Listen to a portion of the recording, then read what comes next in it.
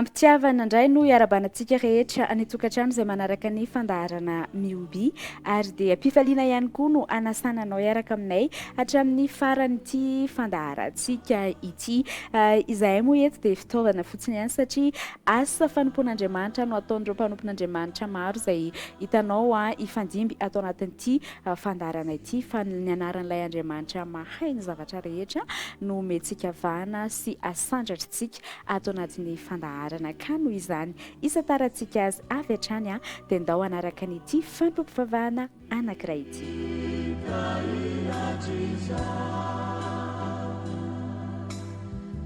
Anio alahady fa 13 volana Jolay taona 2024 alahady faharoa amin'ity volana ity ary alahady izay afantsika miara misaotra ny tompo ihany koa izany dia tsika risaotra an'Andriamanitra amin'ny alalan'ny salamo 430 ny andiny voalohany hatramin'ny fahatelo salamo 430 ny andiny voalohany hatramin'ny fahatelo vakiny izany amin'ny anaran'i Jesosy manao hoe isaotra ny Jehovah lalandava aho eo ambavako mandrakariva ny fiderana azy.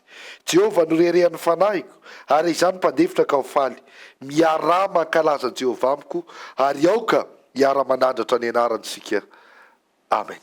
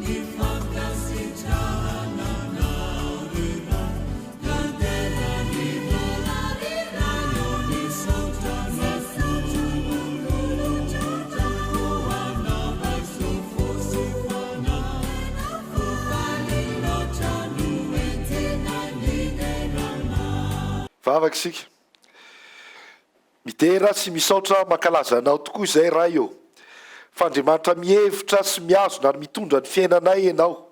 Iza moa ny toanao, iza ny azoarina aminao, ny amin'ny fahatsaranao sy ny fitiavanao ka mahatonga anay mbola mahana fotoana indray hifandraisana aminao. Deranao izay na namonjenao anay ilay famonjena lehibe indrindra vitanao tamin'ny lahady Jesosy Kristy Tompo mba hananay fiainana mandrakizay ary mideranao ihany koa izay mbola afaka andre sy haino ary hahafantatra ny sitraponao mitenena sy mampianara anay mba hitombonay amin'izany amin'anao Jesosy Kristy Tompo. Amen. Manohy ny amin'ny fampianarana ny amin'ny hoe ny fiomanana ho amin'ny fanambadiany sika ravana izay no resantsika tamin'ny herin'ny anio. Tamin'ny herin'ny anio tsika dia niresaka ny amin'ny hoe ny vady dia fanomezana avy amin'Andriamanitra araka ny lambasotra hoe tsy tsara irera lahy hanaovako vady saza ho azy izy no manome satria lova avy amin'ny Jehovah ny vady endry araka ny ambarasotra masina. Anio tsika ravako dia manohy izany ny amin'ny hoe safidy lehibe indrindra amin'ny fiainana ny amin'ny safidy ny amin'izay olona hovadiana. Safidy lehibe indrindra amin'ny fiainana ny amin'izay olona hovadiana. Azay na tonga antsika resaka hoe tsy maintsy manana firaisana amin'ny tompo ianao voalalanao hoe tia ny vady avy amin'ny tompo satria fanomezana omeny tompo anao zany. Ilay olona natao hiaraka aminao zany dia ilay olona izay manaiky an Jesosy Kristy olohan'ny fiainany, manaiky Jesosy Kristy olohan'ny fiainany. Andeha ny Korintiana voalohany toko faha 12 ny andininy fahatelo. Korintiana voalohany toko faha 12 ny andininy fahatelo. Zao nivaka zany amin'ny anaran'ny tompo. Ary tiako ho fantatrareo fa Kristy ny lohan'ny lehilahy rehetra ary lehilahy kosa ny lohan'ny vehivavy ary Andriamanitra no lohan'ny Kristy. Ary tiako ho fantatrareo fa Kristy no lohan'ny lehilahy rehetra, lehilahy kosa ny lohan'ny vehivavy ary Andriamanitra no lohan'ny Kristy. Raha tiana tokantrano sambatra zany dia misy ambaratonga mpiaina ao anatin'ny tokantrano. Voalohany izay ambaratonga manay dia hoe Andriamanitra no manana fahefana faratampony ao anatin'ny tokantrano. Lazaina eto fa ny lohan'ny Kristy dia Andriamanitra ny lohan'ny Kristy.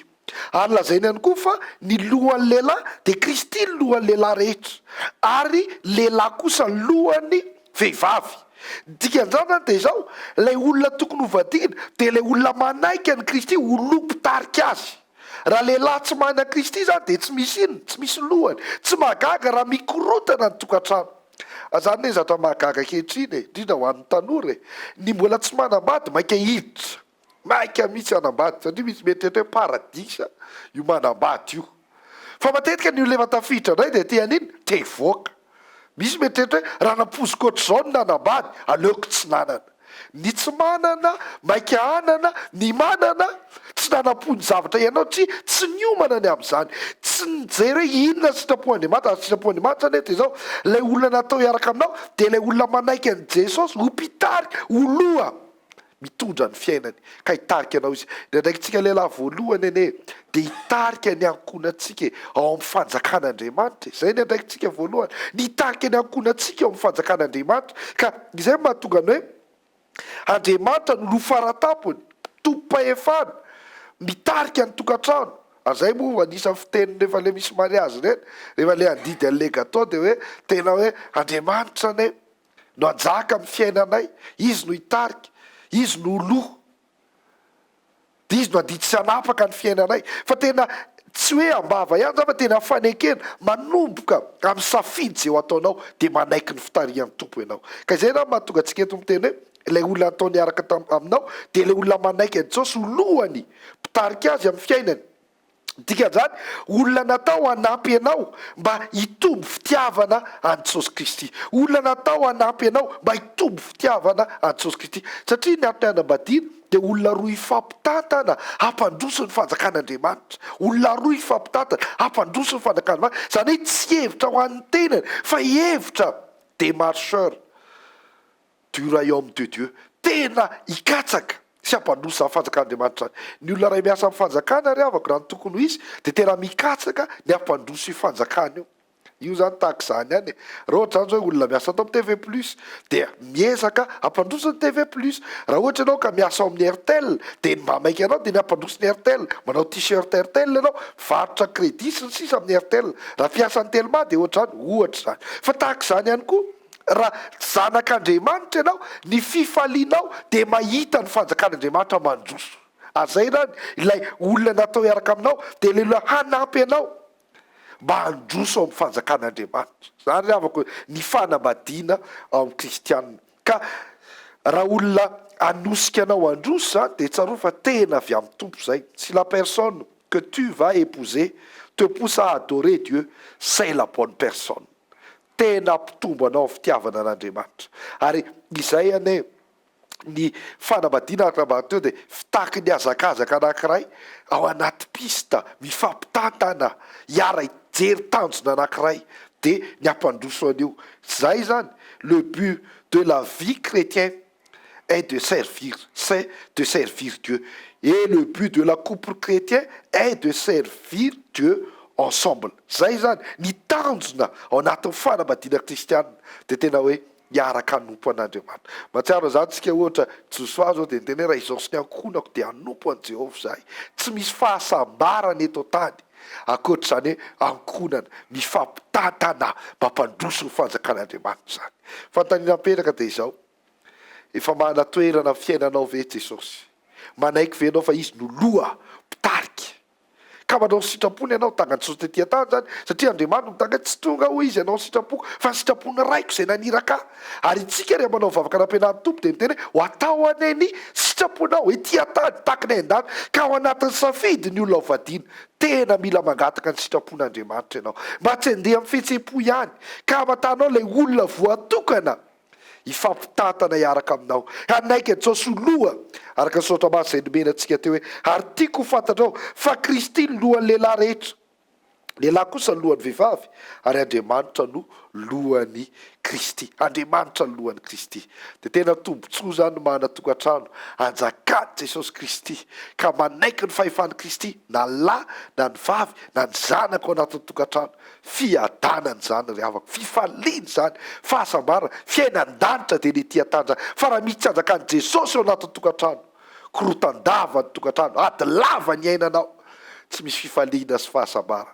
Ka dia tarihan'ny tompo ary raha tianao tsara orona ny fiainanao, miaraha amin'ny tompo, mangatà amin'ny tompo, miara manompo an' Jesosy fa izao hiavy aminy ny anomezany amin'ny fotoana tsy ampoizinao, amin'ny fotoanany ilay olona voatokanao. Matoy izy mitena hoe miandrasa, mbola misy zatra iomanana, satria zatra tsara ry havako tsy maintsy misy faharetana vao mahazo zany. Zay de izay nay no resantsika tamin'izay hoe fiomanana ny amin'ny fanambadiana, mbola hitoy ny fampianarana amin'ny heriny anio toy izao. Hivavaka isika. Ianao ihany no asandratray tompo satria ianao no lohan'ny lehilahy rehetra, ianao no mitarika, ianao no mampianatra, ianao no miazona ary ianao no miasa. Misaotra fanampianarinao zay fa Andriamanitra ny lohan'ny Kristy, ary Kristy ny lohan'ny lehilahy, ary lehilahy kosa ny lohan'ny vehivavy. Ampianary indrindra ny tanora, ay anaiky ianao tsy loha mpitarika ka tena ahafantatra ny amin'izay olona voaomanao azy, voatokanao azy, hiary fampitantana aminy hampandroso ny fanjakanao. De mba tsy ho diso safidy fa iray safidy aminao, taka ny tononkinaiko ny foko sy ny fonao, hiara hitempitena iray aoka ny saiko sy ny sainao, iray safidy mandrakizay. Amin'anao Jesosy Kristy Tompo. Amen.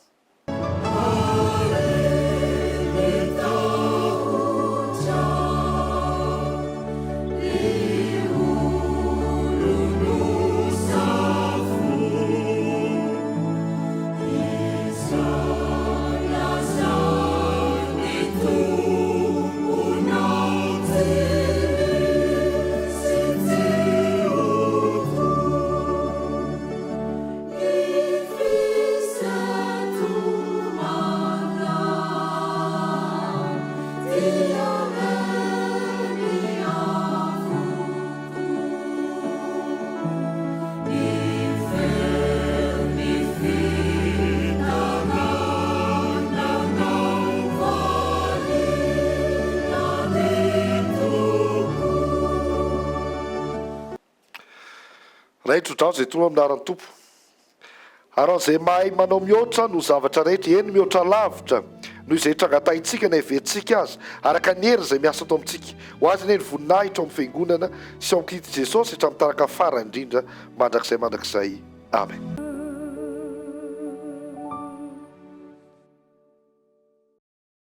Mariana trano mofa dika teny iombonana no ampiasaintsika atao anatin'ny fandaharana mioby, satria ny fandaharana dia natao atsika rehetra tsy hankanavaka satria Andriamanitra tsy mba manavakavaka. Andin-tsoratra masina anankiray efa fahintsika matetika hoe tsy misy fanamelohana ao amin'ny Jesosy Kristy. Dia izay no votoatin'ny toriteny izay hoarantsika amin'ity anio ity hoe fa maninona moa dia inona moa zany no tokony atao mba hiainana an'izay hoe asa-panavotana nataon'i Jesosy Kristy izay. Andao anaraka an'izay toriteny izay.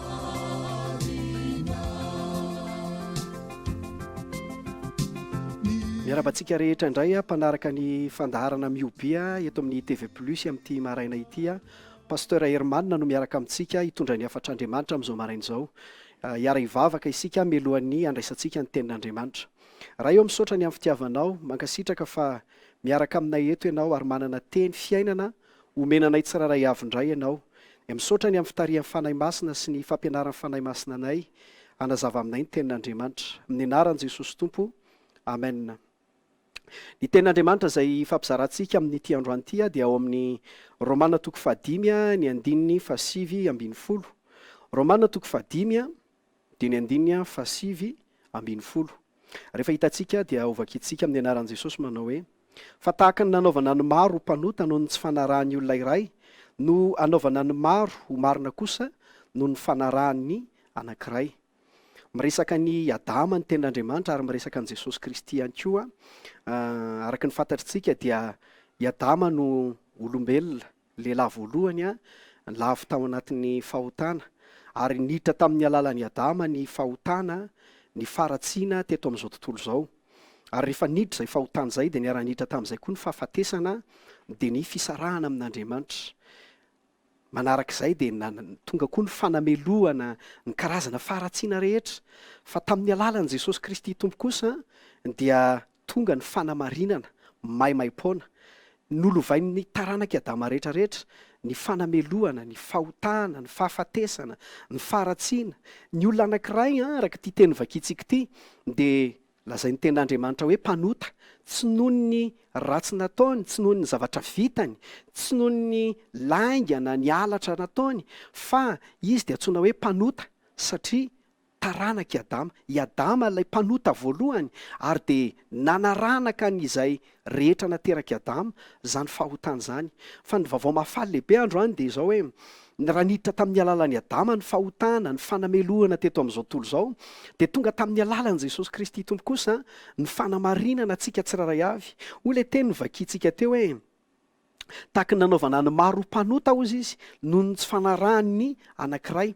Zany hoe i Adama no tsy nankatoa, i Adama no nanohatra an'Andriamanitra, fa ny taranany rehetra dia natao mpanota avokoa vokatray.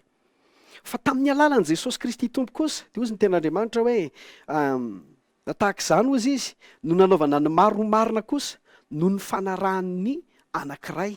Jesosy Kristy ilay tsy mba nandany tenin'Andriamanitra, tsy mba nanohatra ny tenin'Andriamanitra tamin'ny zavatra rehetrarehetra nataony, dia izy dia niseho ary hita fa tanteraka. Tsy niaina tao anaty fahotana Jesosy ny indray mandeha ary. Zany hoe Jesosy dia nankatoa an'Andriamanitra hatramin'ny voalohany ka hatramin'ny farany. Tamin'ny alalan'i Jesosy zany no nahatongava ny fanamarinana sy ny fanamarinana anao. Omen'Andriamanitra antsika ity teny ity satria matetika tsika rehefa mijery ny fiainantsika, mijery ny zavatra nataontsika, ny zavatra vitantsika, dia tafalatsaka ao anaty fanamelohan-tena. Raha ny asako ny jerena, raha ny asanao ny jerena, misy fotoana indraindray lanjaina ny zavatra vitantsika, misy fotoana mahakivy, misy fotoana mety mandreraka, ary raha misy fotoana mahavita zavatra tsara tsika dia alaim-panahy koa irehare indraindray. Fa izay mahatonga antsika miantehitra feno amin'i Jesosy Kristy Tompo mandrakariva, satria izy dia tonga ho fanamarinana sy ho fanamarinana anao. Nahatongavany dia hanamarina antsika. Haitsika ilay tenin'Andriamanitra ao amin'ny Jaona 7:4 miteny hoe fa toy izao izy nitiavan'Andriamanitra n'izao tontolo izao, nomeny ny zanan'ilay tokana mba tsy ho very izay rehetra mino azy, fanana fiainana mandrakizay. Feo amin'ny 7:12 dia ozy izy hoe fa Andriamanitra ozy izy tsy naniraka ny zanaka ho amin'izao tontolo izao, hanameloka an'izao tontolo izao, fa ny mba hamonjena an'izao tontolo izao. Zany hoe Andriamanitra dia tsy naniraka an'i Jesosy hanameloka antsika. Na dia mendrika ho elohana ary tsika tsiraray avy dia tsy nirahana Jesosy hanameloka antsika. Mendrika ho elohana tsika satria firifiry moa ny fahadisoana sy ny fahotana vitantsika, ary indrindrindrindra amin'ny mahataranaka i Adama antsika. Nandova fahotana avy amin'ny Adama. Lova avy amin'ny Adama ny fahotana, ka nanao ny tsara ny olona, nanao ny ratsy ny olona, mpanota ny antsoina azy eo anatrehan'Andriamanitra. Fa soa fa tsy naniraka an'i Jesosy izy hanameloka antsika, fa naniraka an'i Jesosy kosa izy mba hanamarina sy hanamarina anao.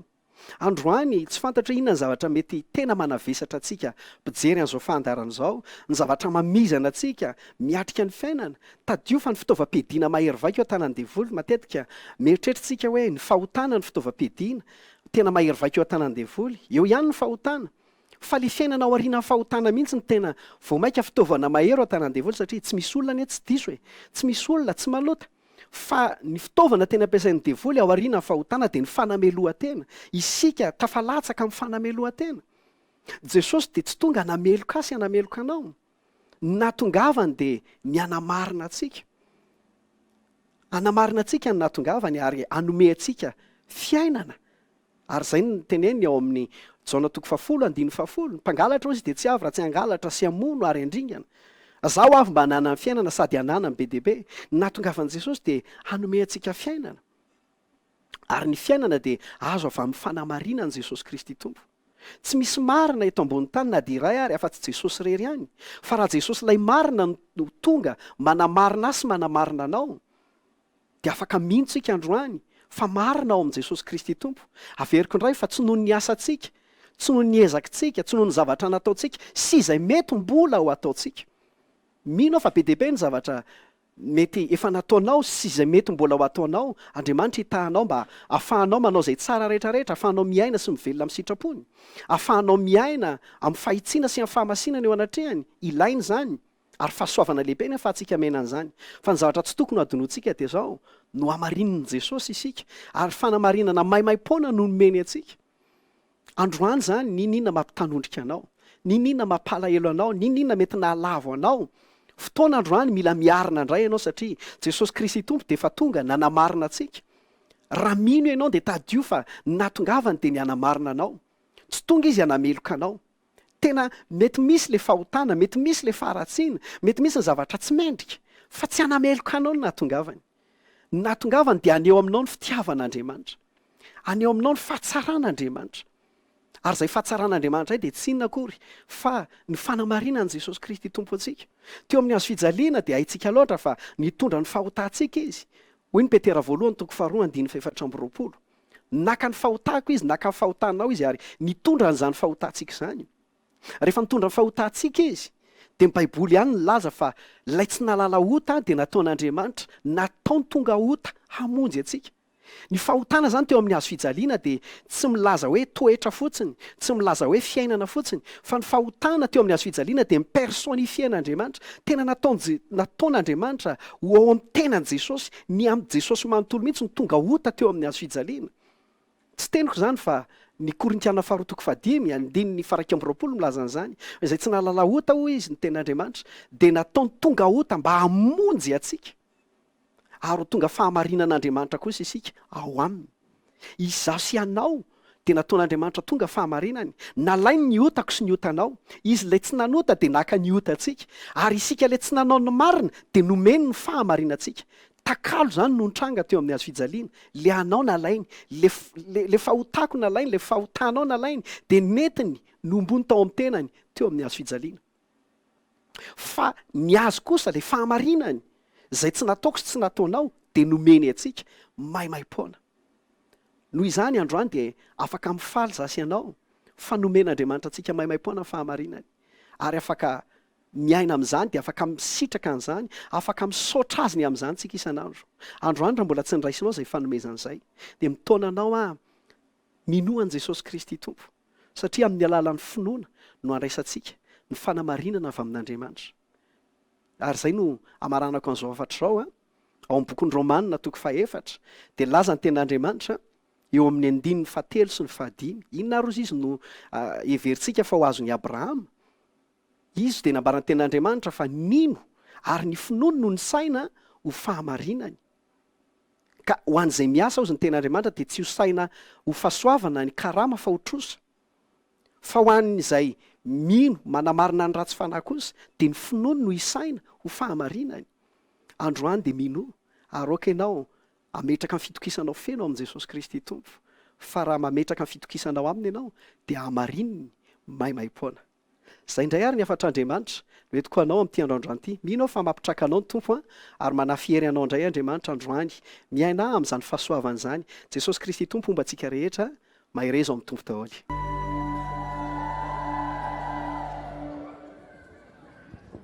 Fiangonan'i Jesosy Kristy eto Madagasikara sy nodaparitany Antananarivo Atsinanana fitandremana mandro seza katindra Tomboambiray Mami.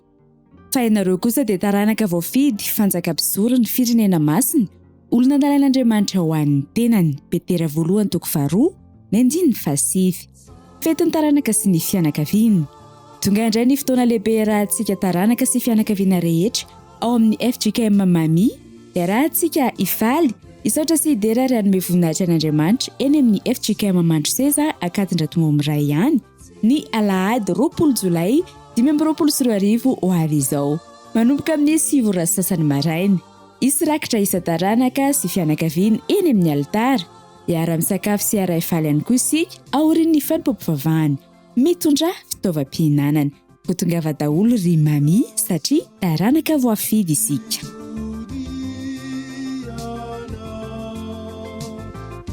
Miarabantsika rehetra izay manaraka ny fandaharana mioby.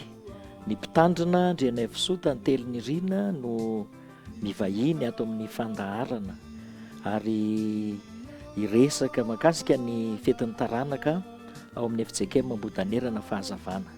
Za fetin'ny taranaka izany dia ho tanterahana ny Sabotsy 9 sy ny Alahady 10 Aogositra 2024.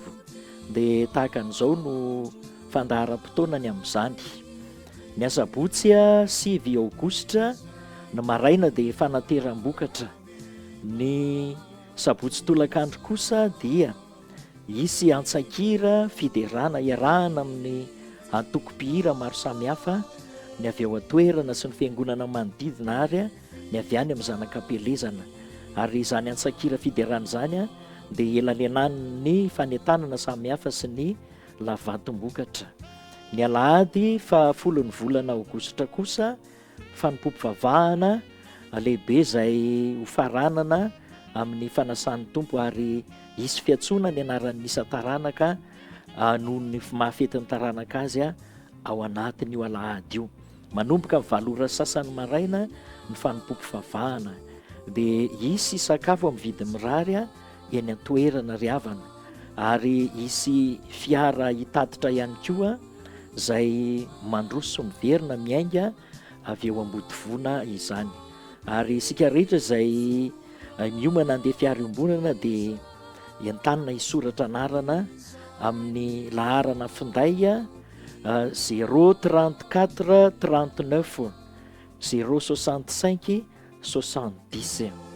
Ary misy sakafo amin'ny vidiny mirary araka nambara teo ka dia tsy tokony anahisika. Noho izany ravana dia manentana antsika rehetra izay taranaky ny fiangonana sy izay rehetra nandray fahasoavana tao amin'ny fiangonana, na ny eto an-toerana na ny any am-pelezana, ho avy ho tonga maro hiaraka isaotra sy hanome voninahitra an'Andriamanitra noho izany fetin'ny taranaka izany. Dia tongava maro ary mifampilaza mba ho voninahitr'Andriamanitra irery ihany.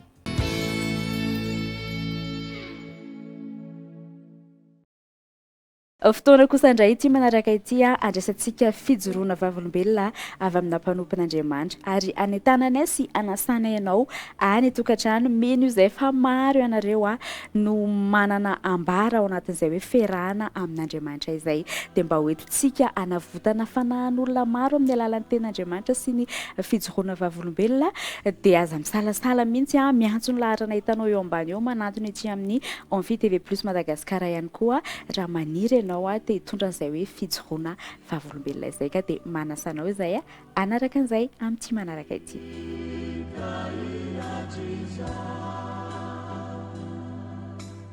Faly miarabantsika rehetra amin'ny anaran'i Jesosy Kristy. Rakoto mamonjy ary ny aina Cédrico ny anarako ao amin'ny Revival Messengers misy ana groupe kristianina. Raha mijery anao anaty Facebook Revival Messengers, premier responsable ny asa fanompoko amin'ny Revival Messengers. Androany anatin'ity fotoana ity anatin'ity témoignage ataoko ity dia hizara kely za hoe nanahoana ny fiainako tambola tsisy an Jesosy, dia nanahoana za rehefa nandray an Jesosy, dia nanahoana ny fiainako rehefa hoe tahoarinana nandraisana an Jesosy Kristy teo amin'ny fiainako. Mety mijery anahy ianao hoe mbola tanora, mbola tanora latsaky ny 25 taona ahako, fa za ety am-piandohana ty teny aminao hoe tsy nanenina mihitsy nandray an Jesosy teo amin'ny fiainako, ary tsy hanenina mandrakizay. Lasa aritsika zao hitantara kely za hoe nanahoana ny fiainako taloha tambola tsy nisy an Jesosy. Mariako ety am-piandohana alohany fa zahay dia taranaka kristianina nitezaina tanatina fivavahana hatramin'ny kely. Teo amin'ny 15 taonako teo, mety ho zany hoe mbola kely zany, fa raha azo lazaina dia hoe teo amin'ny âge ny fialan-tsakana nanomboka teo ny ditrako. Tamin'izany za rehefa naditra na tonga nanaditra nianatra tany Mivila ako, za manko taloha taty amin'ny akaikaikinay foana nipetraka, dia izany hoe tsy dia mahita fiainana be en ville fa somary périphérie. Dia tanatin'izany zany ohatran'ny hoe mbola entry tany am-pianarana, fa rehefa nanomboka nifindra fianarana tany Mivila secondaire, nanomboka tany amin'izay dia nisy namana maro be dia taminatin'ireo naman'ireo sy finamanan'ireo nanomboka nitarika anatina ditra. Rehefa nandeha ny fianarana ary tadidiko mihitsy seconde tamin'izay seconde tsy teneniko hoe taiza le fianarana nianarako satria sao dia midécrédibiliser tsy hoe le fianarana ny ratsy, fa le namana nitarika no tsy nafinaritra tamin'izany.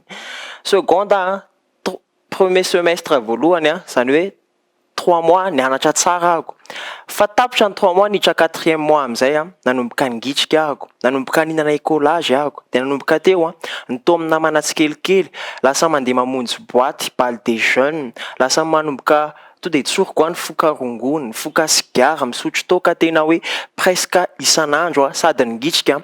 Tany an-tranonay tsy nampifantariko tamin'izay hoe za ve ohatr'izany, fa aty an-trano zany zaza endry be tsisy ohatrana amin'ntsy hoe Cedrico io tonga de ao an-tanàna endry be ny ao anatrehan'ny zokinay tena miseho endry be nefa raha mba fantatra zareo hoe any ambadika tena farak'izay naditra de tena ozy hoe tao anatin'le fiainana ohatr'izany a tena tiako le izy tena tsoroky tamin'izany tena nahafinaritra anahako tena andeha ny fotoana seconde ahako de 2 ans taty aoriana nanala baka amin'izay ahako a nanala baka ahako de za zany sady mivavaka ihany a sady mivavaka antezana tanaty fiainana kristianina fa sady manao le fiainan'izao tontolo zao a tao anatin'izany koa za tena naditra tamina vehivavy a zay ifonako manokana raha ren'le vehivavy ny rahako tamin'izany sy nampijaliako a eto manokana de nanala baka ako de oza hoe Jesosy hoe mba ataovy afaka baka ho aza fa raha ataonao afaka baka ako a de alako daholo reto fiainana ratsy fiainana maloto reto de nandeha ny fotoana za amin'io any am-pianarana migitrika foana ihany nefa nanala baka de za zany mieritreritra hoe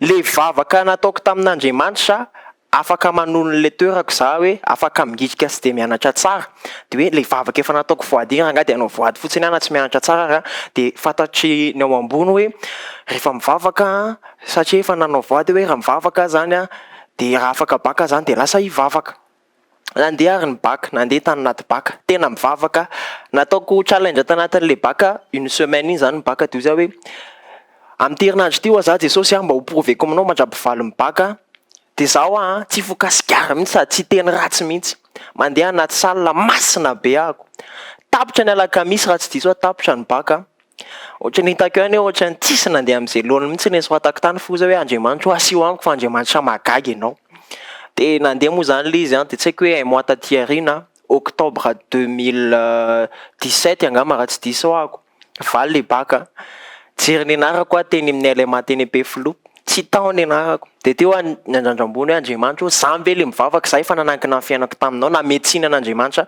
de nanomboka teo a octobre 2017 a teo nanaovako ditra faratampony nanomboka teo a tadidiko hatramin'ny androany hoe niaraka tamina vehivavy anankidimy de tena nampijaliako a isan'andro mamilava tena hoe tamin'izany manko misy clan na tsy haiko na hainareo hoe misy any Kanija sy ny sisa reny de za tena andehanako daholo reny Mahamasina tany mena tana Waterfront nisy ana daholo tanatin'ny un mois zany a tena nanao ditra faratampony a zay mbola tsy nataoko hatramin'izay fa tanatin'io un mois io a vita le un mois tao aorianan'ny octobre tsy haiko hoe inona fa taty anatiko natsapy zahako anomboka tantara amin'izay zany za hoe le nandraisako an Jesosy anomboka teo amin'izay hoe misy taty hanompo an'Andriamanitra taty anatiko zay tsy azoko mihitsy hoe famaninina hoe hanompo an'Andriamanitra tao amin'ny fiangonana misy anay tsy azoko mihitsy le izy de lasa moa zany resaka tamin'ny pasteur tao amin'ny fiangonana misy anay hoe zaho pasteur mba te hanompo za amin'io mbola anatin'le ditra fa nisy le tahita te hanompo an'Andriamanitra fotsiny taty anatiko zany hoe tsy nisy ny taona fa tonga de fanahy-masina namangy anahy fotsiny tsotro zao hoe andany ianao manompo ao am-piangonana tena notany amin'ny pasteur hoe inona fanompoana zao tao de niresaka zay de zao tafiditra nanompo ary ahako tafiditra nanompo a fa tsy hoe tonga de nialako le fiainan'izao tontolo zao fa mbola nankafiziko ihany fa indray andro amin'izay na tonga na tena décidé niova satria za efa nanompo tao amin'ny fiangonana de nisy premier responsable anay tao amin'le fiangonana de teo atamena tadidiko mihitsy a tsy haiko nahita le premier responsable na tsy hitany fa za andeha aprehitra sigara iny a nanomboka teo izy anaty bus izy mandalo ery za amin'io mampirehitra izy hoe tonga de ozy hoe ao zany a de za zany to de nataotra be voatatitra any pasteur ny rahalahy iny sady manompo nefa mbola manao fiainan'izao tontolo zao de teo le namako niaraka tamiko a to de décision tenu eo mihitsy ozy mantsy anazy hoe tio a sigara lahy satria be de ray pakeny vidinay de tio a fa manomboka androany andro mercredi le andro tio a fa za tsy hanao an'ity fiainan'ity tsony lesy mandrakizay a tsy haiko hoe naninona tsy tiako a le fiainan'izao tontolo zao a fa tsy haiko hoe nanino ohatrany hoe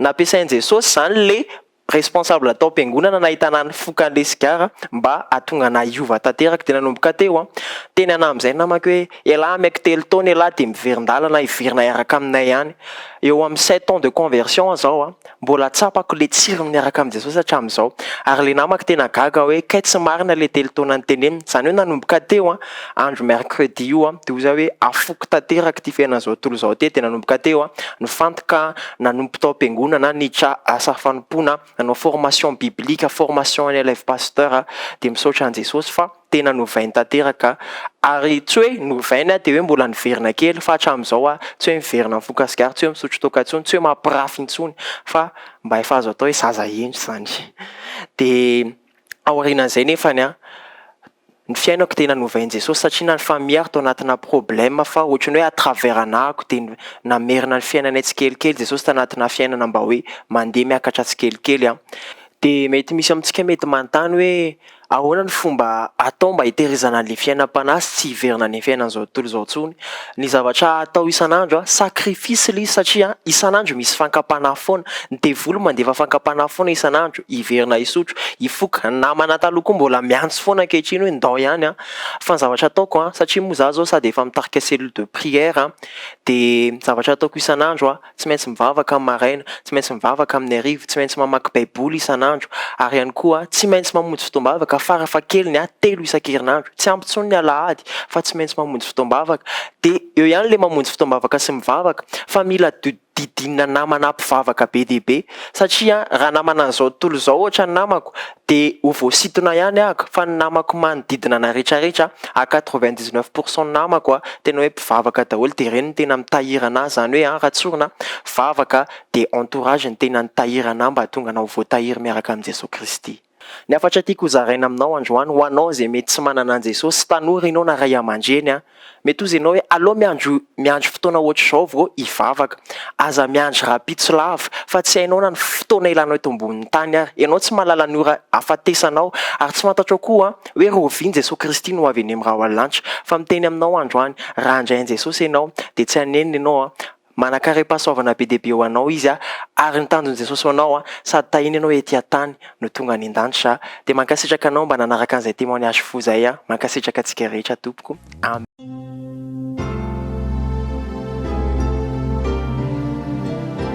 Izay ny fandaharantsika androany misaotra an'Andriamanitra tamin'izay rehetra nahazoantsika ny fampizahara teto a, misaotra ny fanahy masina ihany koa tamin'ny fitarihany a, ary misaotra an'ireo mpanompo ny marobe izay nampiasainy a tato anatin'ity fandaharana ity. Indrindra misaotra antsika rehetra tany atokantrano niaraka taminay hatramin'ny farany. Romanina 5:7 no hoentinay aminao amin'ny anaran'i Jesosy, manao hoe noho ny olona anankiray tsy nanaiky an'Andriamanitra dia tonga mpanota ny be sy ny maro. Toy izany koa noho ny olona anankiray nanaiky an'Andriamanitra dia anjary olo-marina eo mason'Andriamanitra ny be sy ny maro. Amen. Dia soarana be dia be anareo niaraka taminay hatramin'ny farany a. Tsy adinoina ihany koa misaotra ny Génie des Aiguilles eny Andoran fotsiny ampiakanjo ny mpanolotra, misaotra ny ekipa rehetra ary dia manome fotoana anareo a amin'ny manaraka indray. Dahiny Jesosy daholo.